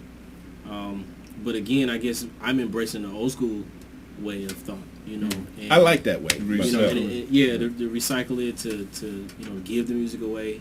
You know, a lot of sense. You know, that Jerry Garcia kind of vibe to you it. know, so like if the kids are downloading, then every time I go to a school with this new record, I need to have download cards. I need to have free samples or something to say, hey, to encourage them to continue to do the things they've been doing. So some of it, we're not going to be able to change. What about the musicians who are not recording original material? That actually, I was going to touch on that when you were asking about the scene. You know, how you go to hear the musicians or whatever. That's a lost art. You know, and it's because of the way radio is played. So if radio is playing, back to you, Mitch. If radio are playing these songs, and that's what you go to these clubs, and that's what they're dancing to, and this and the other, then the musician says, "I need to learn that song, that song, that song, that song." Again, now it's almost like you're becoming the machine. So now you're helping to promote non-musicianship by playing someone else's music. Right. So what you're saying is that technically, I mean, the industry here in Atlanta would probably change if the musicians just decided that they were going to start recording more material. Oh my God! You have any great artists that we have in the city that will not play their own music? It's crazy. I mean, one of the things about your own music, and I tell, I run into artists all the time, recording artists all the time, and I'm gonna say that I'm gonna be done. Recording artists all the time. You're a recording artist. Well, how many songs do you have recorded? I've got 12. So you got 12 songs recorded. Now, mind you, now everybody got a computer at home with something on it, Garage Band, something. They got 12 songs recorded. I said, well, how long you been recording? I've been recording 5, 6, 7 years. You got 12 songs. Now, mind you, now you got artists back in the day. They would put out an album a year. So you're not talking about just the 12 songs that were on the record, because how many songs that labels started regulating that. You know, but the labels ain't around right now, so I'm like, why are you not? I know, but it's kind of creature of habit, though. You know, it's like, okay, well, I don't want to be too exposed, or you know, this kind of thing. But like you said, I would say, looking forward, that an artist needs to spend the time every month recording one song, and then have a drop date that he can promote every. If he's on the 5th, I'm dropping something new every month. It's only 12 songs a year. Right.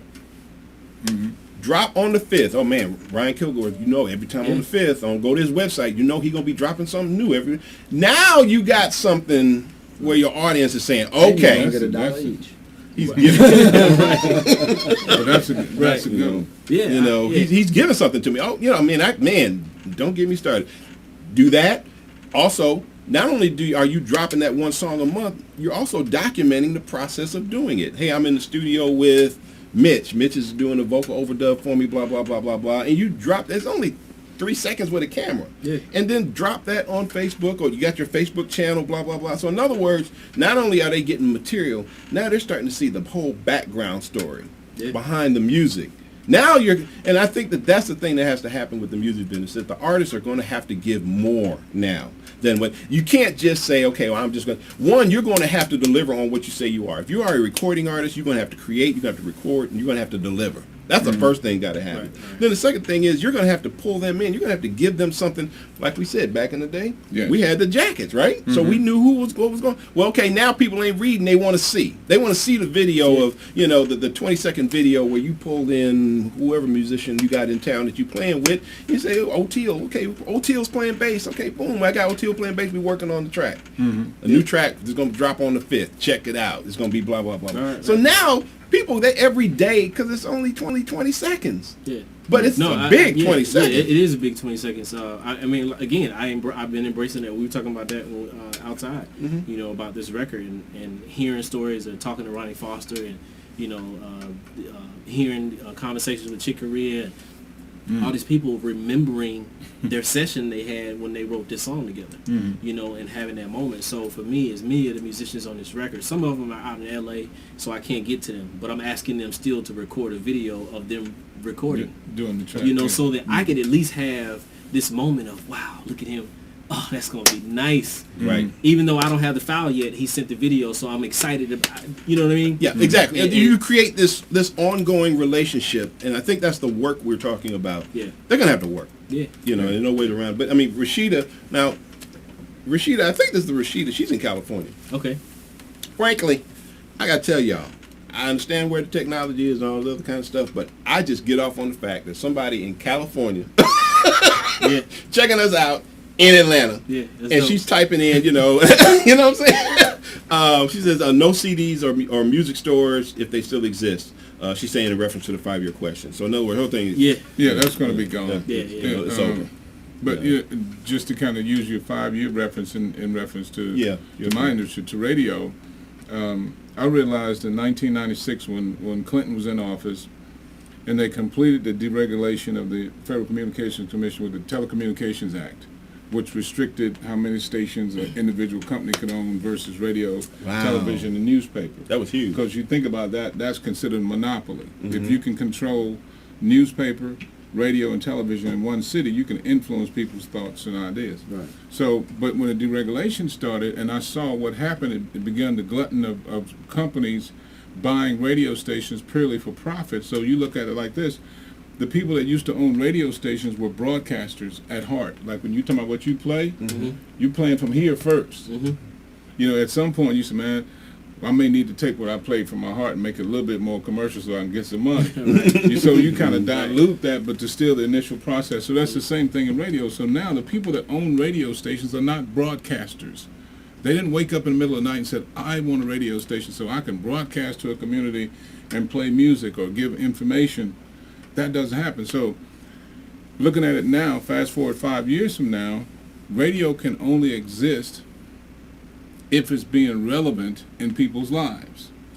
So we're the same thing we were talking about with the music. So now we're no longer relevant in people's lives in reference to music for people under 25 years old. And that's going to grow. We've already lost that. Right. So now as people grow older, radio doesn't recognize people beyond 54 because of the advertising blanket where they take their revenue from. 54 is irrelevant. So the thought process from advertisers is when you get to be 54, your kid's already grown and gone. You're retired, so you're not spending money like crazy. The only thing you're buying is health care, insurance, maybe some vacations. Wow. And you know, the stuff you put on your back. That's bad news. That kind of thing. Gas at $4 a gallon. Okay, but for 3 of the 4 panelists, that's bad news. Absolutely. But here's the dynamic. Just in case you don't understand what I'm saying, watch the TV that you don't watch. Watch TV Land.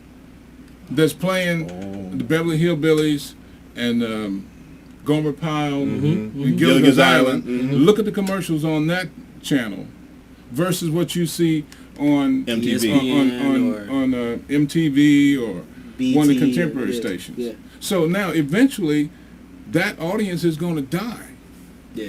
I'm a baby boomer. Yeah. Okay, so eventually I'm going to be gone from the landscape of the advertising community, and at some point I'm going to be gone from the planet. Right? So the advertisers said, well, how do we connect? The number one consumer in America is a female between the age of 35 and 49.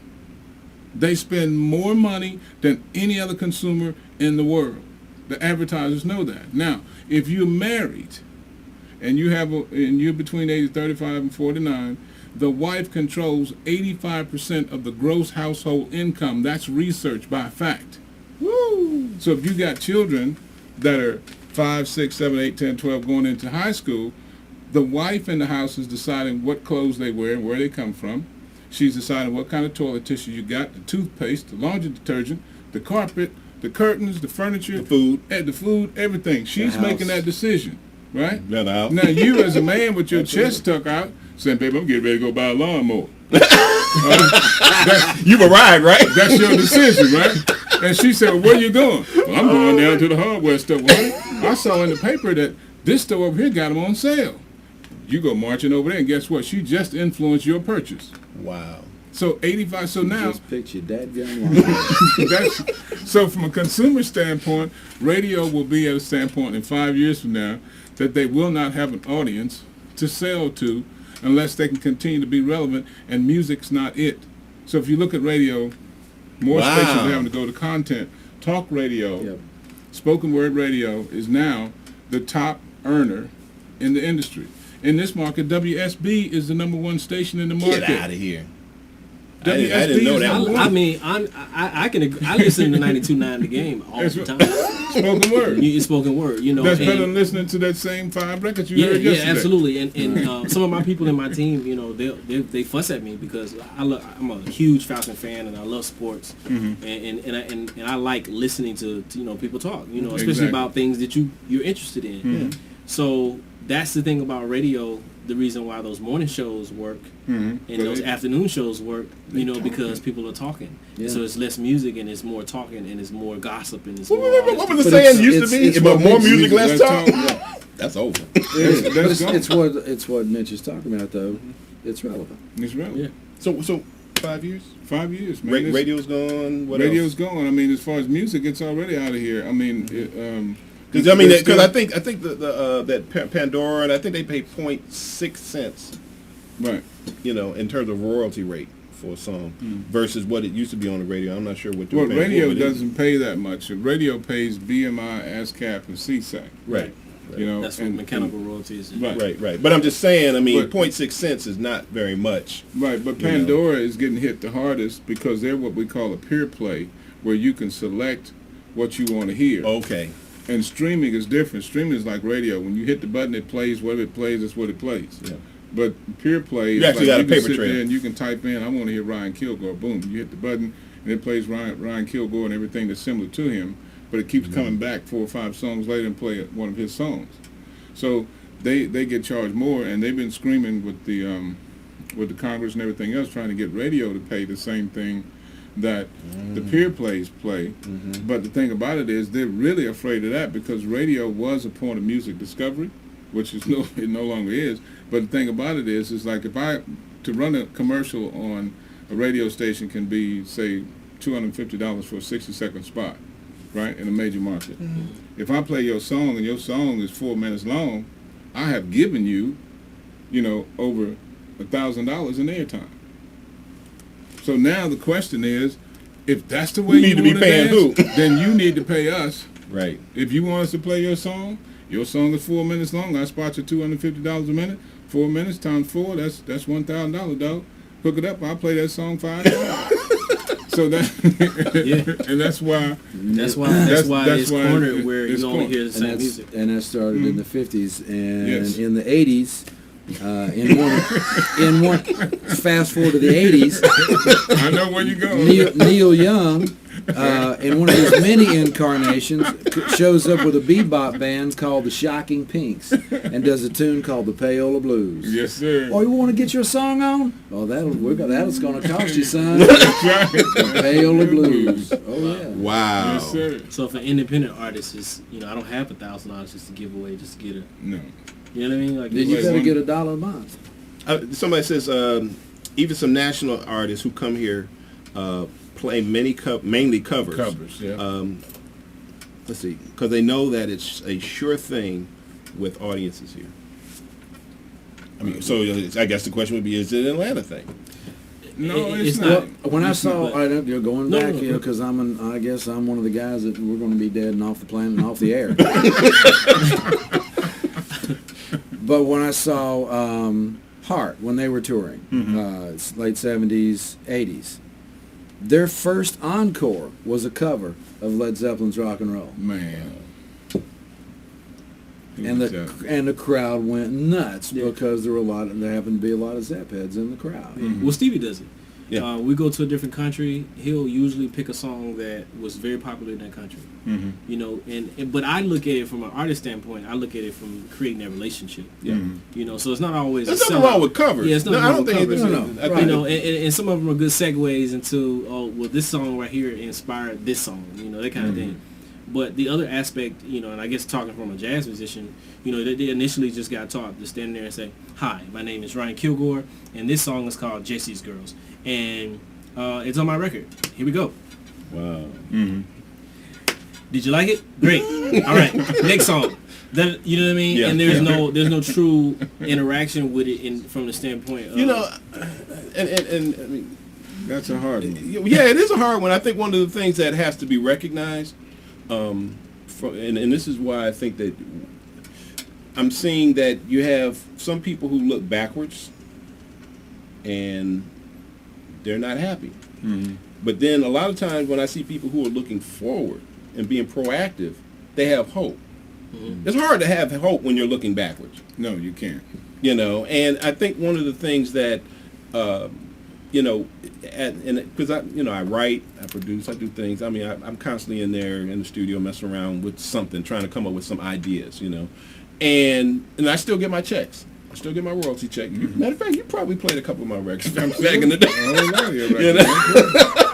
But the thing is that I still get the checks, and so when I go into the studio and I start writing, I'm writing from a position of hope, versus saying, okay, well, this thing is just a train wreck, and I'm just going to just be done with it. You know, I mean, and I think that that's the thing that musicians are going to have to come to grips with.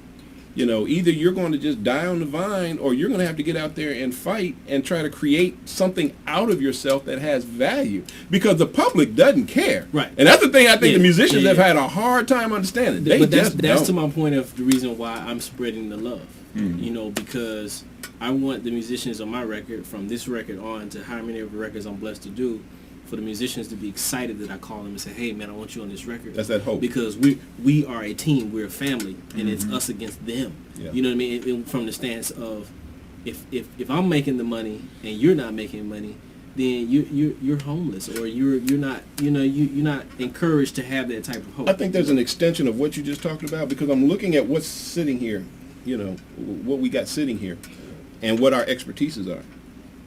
And the thing is that we always had to work together to make money back in the day. It's just that somebody else was controlling the money. Right. Okay. But now, when we say the record companies are saying, okay, well, we're getting out of this game, and y'all can have it. Well, the thing is that now, like I said, now kind of, in a way, it kind of presents an opportunity, because now you know radio, you know books, you know, I do, you know, the technical stuff, you know the art. That's a nice little powerhouse team. It is. Right. You know, if cats sit down long enough and say, well, you know what, maybe there's something there that we need to look at, all the things that the record industry was doing and radio was doing and blah, blah, blah, blah, blah. Why can we not create that for ourselves? We still have the skill sets that we always had, you know, and one of the things that we find out there in Silicon Valley is they figured it out. It's the teamwork that makes things work out there. Those billions of dollars are coming from all that teamwork that's going on. Yeah, absolutely. They know they're in the sweet spot, but they know that working together is really what makes that thing happen. Yeah. Well, friends help friends make money. Yeah. You know what I mean? If you're really my friend, then you're gonna help me make some money, just like I'm gonna help you make some money. Yeah. And again, I mean, with the technology aspect of us having 7 billion people on the earth, and if we all do a project, then it's like, okay, and it could be you could be the face of the project. That's fine. Yeah. But if you wanted me to make some music to it, then now I've helped make your brand a different type of brand, as well as, and it goes both ways. Cross-pollinates. It goes both ways. Yeah. So being strategic, I think, is something that that's a lost art. But you know what? One of the things, because I think I got to get you on the list. But you know, one of the things we do with this thing, where guys are getting together once a month, that I'm sending emails out for. the first one we did, I think that was the most amazing piece to everybody who was there, was the fact that they hadn't been around guys, men communicating in so long that they were just shocked by the experience. I was excited at the prospect of it. Oh my God. I told my wife, I was like, that was out. She's like, what did I want? I said, Guy's Not Out. It was like, wow. Just talking. Just talking. Just talking. You know, and they really, get a drink, have a conversation, you know. But the thing is that what we're talking about here, one of the reasons I think it winds up being so hard to get people together is because we don't get together. No, it's a lost art. We are technologically, we are more connected to the globe than we've ever been, and more separated from one another locally than we've ever been. You know, your local situation. Anyway, wow, this has been great. Okay, my wife's signing off. I appreciate you checking in and checking us out. Man, this has been great. I got to go back and watch the whole thing 2-3 times. Yeah, I got to see this again. I got to see your video, and we I gotta really go look up your books, man. Yes, you do. Absolutely. As Ryan and I were talking, there's so much that we didn't get to. Oh yeah. You know, we were talking about how the digital age and destructive technology. What about when the Indigo Girls did not win the best Grammy for a new artist, and Milli Vanilli did? That's ridiculous. That was the beginning. That was the beginning. He said that. I said that should have been a huge red flag. Yeah. Yeah. But it was. But again, it was used more so as a celebration of the music machine, because they were able to push these guys through, and nobody was paying attention. And nobody was paying attention. No, nobody was paying attention. You know, in the industry. Hypnotic. Yeah. Hypnotism. Yeah. Well, obviously, I mean, like I said, I for one, I want to thank all of you guys for coming out. You know, like I said, I'll be 55 this year, and I just feel this immense need to communicate, and I don't know why, but that's one of the things I'm discovering at 55. Go with it. You know how instead of judging it, if you're feeling it, it's like playing, man. Just go with it. You know. Yeah, I appreciate being a part of it. And I mean, I love learning from it. Oh man. Well, one of the most dynamic things I heard was, you know, I skip around listening to radio all over the place I can find it. I'm listening to the BBC New Year's Eve, actually New Year's Day, or however the time was. They were into it before we were. But anyway, one of the guys that always does a comical New Year's wrap-up, you know, first of year wrap-up, he was a comedian in London, but, you know, he talks about the Queen and all the other stuff, what needs to go, and he said, but the most profound thing he said, and if you're born on this day, you'll never know what the definition of privacy is. Think about that. Whoa. So now, somebody who's born in 2014 will never know what the definition of privacy is. Because you think about it. You got Facebook, Instagram, and Twitter, and those things. I mean, people sitting there tweeting, I'm at so-and-so restaurant about to eat this cheeseburger. Bang, there's a picture. Okay. You know? So, but the thing about it is that that's just what we're dealing with now. Yeah. You think about the technology that's on its way, because at some point Facebook is going to be old. Yeah. At some point Twitter's going to be like, what's that? A lot of it is going to be automated. Right. You know, you'll be able to say, okay, but look, I mean, imagine a piece of software where people are because right now everybody wants to be liked. Everybody wants to have some attention. I mean, you know, you got people who are depressed because they only have 200 friends on Facebook. Right. I mean, you know, so I mean, it's real. I mean, you know, that type of depression is real. But imagine somebody saying, well, man, if they got this software that will tell people exactly where I am all the time. Right. So why don't I just sign up for that, and somebody can be online and they can see that I'm at Kroger and they're at Kroger and they can come see me. But see, you're a different person. I don't need you to know I'm but think about it. But what you just said, that the person who are born today don't know anything about privacy. I battle with that as an artist and as a person. Because see, as a person, I'm private. But as an artist, I have to be public. I have to be public. So it's like, hey man, you don't tweet enough. You don't such and such enough. You don't do this and that. I'm like, man, I don't care if people know that I'm getting ready to go to the bathroom. This is not their business. You know what I mean? Exactly. So do you want to put your money into the chip that's going to be implanted in everybody, or into the satellites that will track them? I'm actually putting my money. I'm putting my money into what is it called? The Internet of Everything, where basically everything's going to have a chip in it, because they're so small now. Basically, I'm talking about milk, your refrigerator, cups. Walmart started that years ago. Yeah. So the thing is that that's where my money's going. And if I'm going to have to invest in anything, I'm investing in the Internet of Everything. That's because that's coming, and it's coming like a freight train, and all the stock guys are talking about it, and blah blah blah. I mean, the vet, man, they offered to put a chip in my dog, man.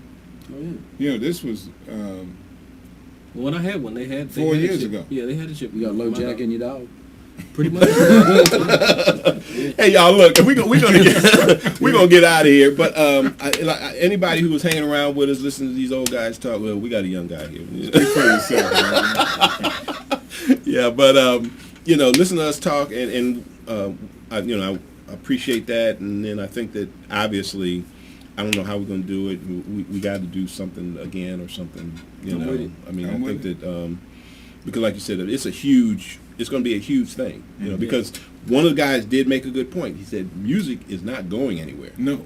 It's going to be around. Right. Yes. So the issue of, do I make a living off of music, or do I make a living off of what music makes me? Right. Because, I mean, it makes you into something else because of, and you can eat off of that. That brand you're talking about, you can eat off of that. Powerful mnemonics. There is. Yeah. So anyway, look, man, Barry was there the whole time. Appreciate you, Barry. Man. Yeah, man. Thank you, man. I mean, I really appreciate that. But anyway, we'll try to put something else together, and we will be back and try to get some more things going on. Bobby Millions is here. She came to hang out with us. So we appreciate her coming out and hanging with us. So anyway, look, we will be back at you. Just stay tuned on Facebook or whatever, and just look for some guys who are just hanging out. Until then, peace. Take care.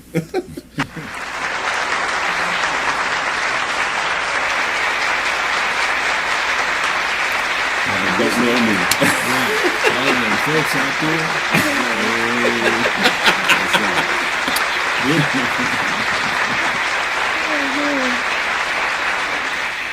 a beast, man. Oh, appreciate it, man. How old are you? 33. I'll be 33 in July 4th. Thank you. Man, I was in